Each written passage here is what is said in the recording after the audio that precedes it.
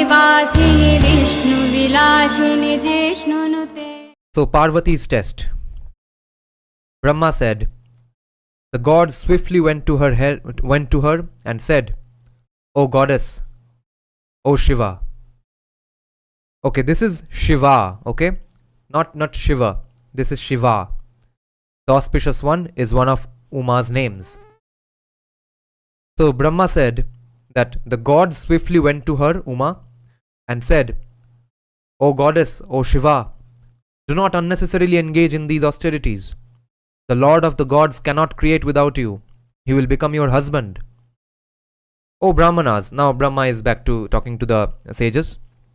O Brahmanas, the god circumambulated the mountain's daughter and disappeared.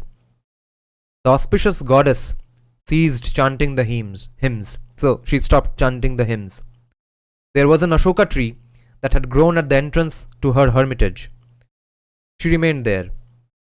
Hara is the one who removes the afflictions of the gods. He wears the moon as a tilaka. Tilaka is a mark made on the forehead. Okay, I don't know why I mentioned it. It was mentioned here in the footnote. He resorted to a malformed structure, a dwarf who resembled a monkey. They're talking about Shiva, and that form was called Bahuka. His nose was split into two, and he was hunchbacked. The tips of his hair were tawny. That's a color. I think Pingala color is tawny. The tips of his hair were tawny, with a malformed face.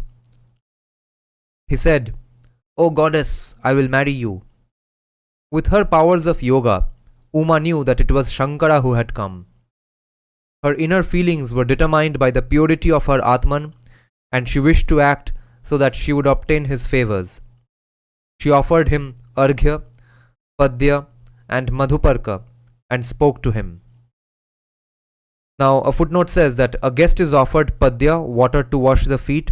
Okay, that's Padya, water to wash the feet.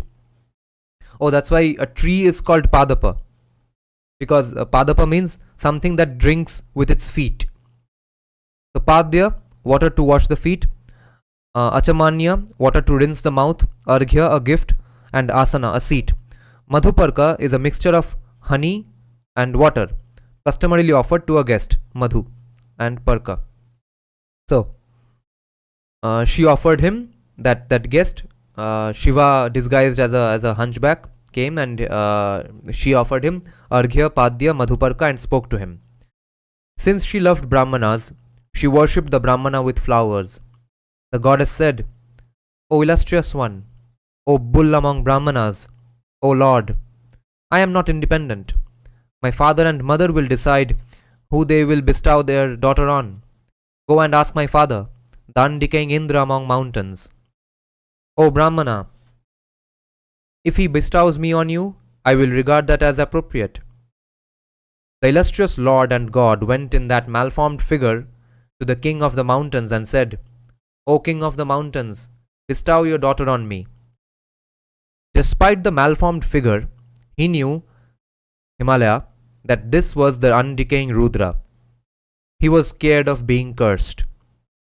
Therefore, distressed in his mind, he addressed him in these words.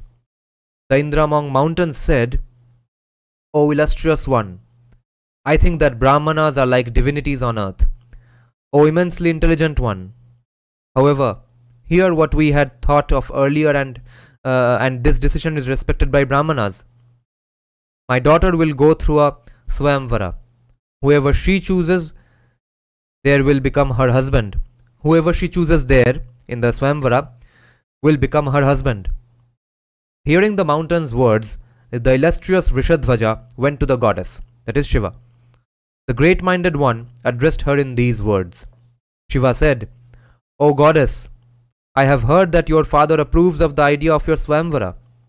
O unblemished one, indeed whoever you choose there will become your husband. O one with the beautiful complexion, you are difficult to obtain. Therefore, with your permission, I shall leave. Ignoring a handsome person, how can you possibly choose someone like me? Because he's disguised as a malformed hunchback here. Having been thus addressed, she thought about what he had said. Her mind was fixed on Rudra, and she thought about obtaining his favors. Having arrived at a decision, she said, O Lord of the gods, do not interpret what I have said in a contrary way. I will choose you, and there is nothing extraordinary in this, O Brahmana. Therefore, you should never harbor doubts about me. O immensely fortunate one, I will choose you right now. That is what is in my mind. In her hands, she seized a bunch of flowers that were growing there.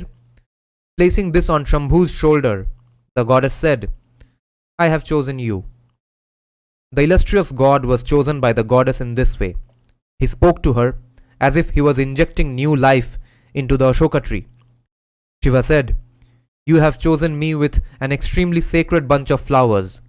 Therefore, old age will abandon you and you will become immortal.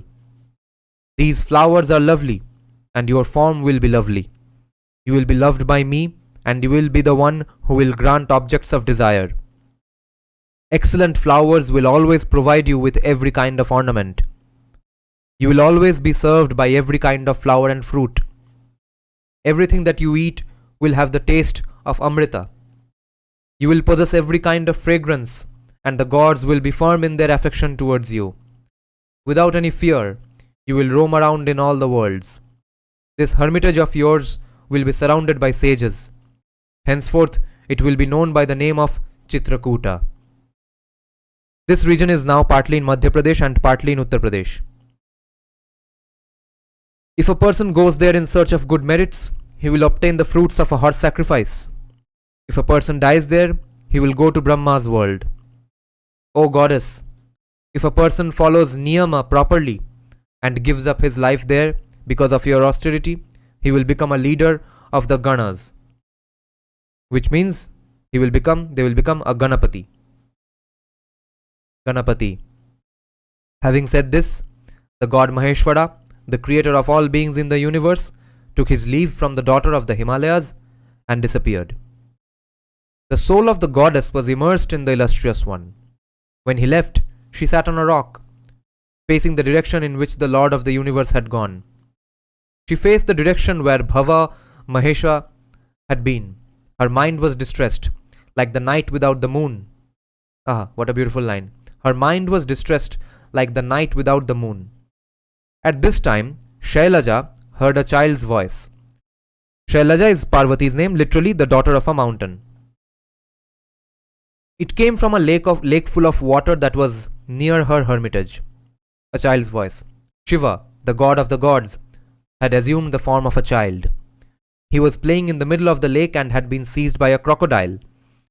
Using his powers of yoga and maya, the creator of the visible universe had assumed this form. Having assumed this form, he spoke from the middle of the lake. The child said, Let someone save me. I have been seized by a crocodile and have lost my senses. Shame on this misery. I am a child and have not yet accomplished everything that I wished for. Seized by this evil-minded and crooked crocodile, I am heading towards my death. I am not sad, nor am I greatly miserable at my own body having been seized by the crocodile, but I am grieving because of my father and my ascetic mother. On hearing that I have been seized by the crocodile and have died, they will be anxious. I am their only son, and am loved by them. They will certainly give up their lives. Alas, this is a great misery. I am a child, and have not gone through the stages of life. Having been seized by the crocodile, I am heading towards death. The beautiful goddess heard the shrieks of this afflicted Brahmana. She got up and went to the place where the Brahmana was. The one with a face like a moon saw the boy, beautiful in form there. Having been seized by the crocodile in its mouth, he was trembling. The handsome crocodile also saw the goddess had arrived. Seizing him, it quickly went to the middle of the lake. Dragged away in this fashion, he suffered and wailed loudly, that is, cried out loudly. The goddess, great in her vows, was extremely miserable at seeing the child. Parvati said, O king of crocodiles, one who is great in spirit, this child is an only son. O one with the great fangs, O one who is terrible in valor, please release him quickly. The crocodile replied, O goddess, in ancient times the creator of the world has decreed that whoever comes before me on the 6th day will be my food. O immensely fortunate one, because that's how long, that's the approximately the gap in which crocodiles eat actually. O immensely fortunate one, O daughter of Indra among the mountains, he came to me on the 6th day. He has certainly been sent by Brahma. Hence he can never be released, because I'll have to eat him. The goddess said, I have performed excellent austerity on the summit of the Himalayas. O king of the crocodiles, I bow down before you. Accept these fruits and release this boy. The crocodile replied, O goddess, O one with the beautiful face, let your austerity not be exchanged for a small child. O supreme one, I will do what you have asked me to. You will be freed. The goddess said, O lord of the crocodiles, quickly do what you have promised, so that you are not censured, which means a person who does not keep his word is censured. There should not be any doubt about this. Brahmanas are especially loved by me. The crocodile replied, You have performed austerity. Give me a little of it, or perhaps a great deal. Perhaps you should give me all of it. He will be swiftly released. The goddess said, O great crocodile, I am giving you all the good deeds I have performed since birth. O great crocodile, release the child. Surrounded by the austerity, the crocodile blazed. It looked like the sun at midday, and it was impossible to look at it. Pleased in its mind, it spoke to the goddess who holds up the worlds. The crocodile said, O goddess, O one who is great in her vows, has this been done without thinking about it? Austerities are accumulated after a lot of hardship. Renouncing their fruits is not praised. O slender-waisted one, take back your austerity. Take the child too. I am pleased with your devotion towards Brahmanas. Therefore, I am granting you this boon. Nahi chahiye humko. Thus addressed by the crocodile, the one who was great in her vows replied in these words. The goddess replied, O crocodile, even with my body, I must accept to save this Brahmana. I can get my austerity back. I will not be able to get back this Brahmana again. O mighty crocodile, therefore, when I acted about releasing this child, I did think about the matter. Austerities are not superior to Brahmanas.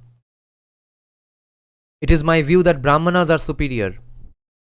O Indra among crocodiles, I do not take back what I have given. That was meant for you. O crocodile, let no man take back what he has given. I have given it to you.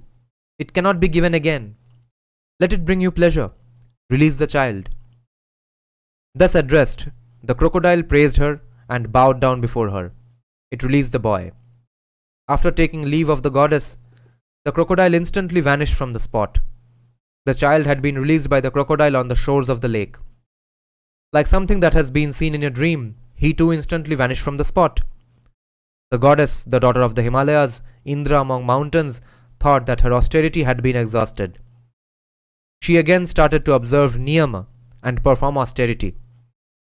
O Brahmanas, knowing that she wished to perform austerity again, Shankara himself appeared before her and spoke to her in these words. Do not unnecessarily engage in austerity, O goddess, O one who is great in her vows. You have given your austerity to me. Therefore, they can never be exhausted and will be returned to you 1,000-fold. End quote. The goddess thus obtained the boon of her excellent austerity remaining inexhaustible, that austerity was not going to finish. She was filled with great delight and consecrated herself for the Swayamvara. The Swayamvara had still not been formally performed. Parvati had chosen Shiva only informally. If a man properly and constantly reads this account about the way the daughter of the Indra among mountains acted, he will be purified after the destruction of his body. He will become like Ganesha or Kumara. Jaya Jaya He Mahisha